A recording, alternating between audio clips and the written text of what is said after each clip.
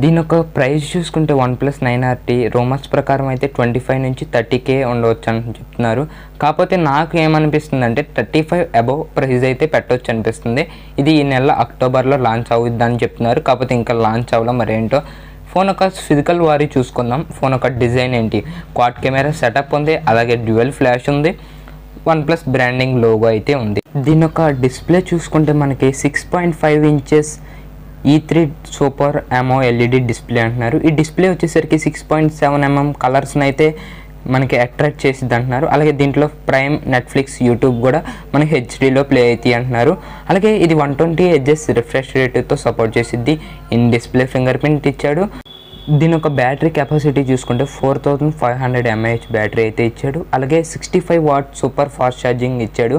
అలాగే ఈ మొబైల్ వచ్చేసరికి రివర్స్ ఛార్జింగ్ కూడా సపోర్ట్ చేసిద్దని వీళ్ళైతే చెప్తున్నారు. అలాగే బ్యాక్ కెమెరా చూసుకుంటే మనకి క్వాడ్ కెమెరా సెటప్ ఉంది కదా, మెయిన్ కెమెరా వచ్చేసరికి మనకి 50 మెగాపిక్సెల్ అంటున్నారు. ఇది సోనీ 766 సెన్సార్ అయితే యూజ్ చేశారు. అలాగే 4K 60 FPS వరకు సపోర్ట్ అయ్యింది. సెకండ్ కెమెరా వచ్చేసరికి 8 MP, థర్డ్ కెమెరా వచ్చేసరికి 2 MP, అలాగే ఇంకో కెమెరా వచ్చేసరికి 2 MP. AL colour portrait option కూడా ఉంది. అలాగే మనకి డ్యూయల్ వీడియో రికార్డింగ్ అయితే చేసుకోవచ్చు ఈ మొబైల్లో.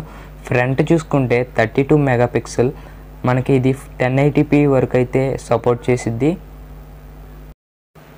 మనకి ఈ మొబైల్ వచ్చేసరికి 888 ప్రాసెసర్తో వస్తుంది. అలాగే ఇది 5 నానోమీటర్ టెక్నాలజీ మీద బిల్డ్ అయిన ప్రాసెసర్.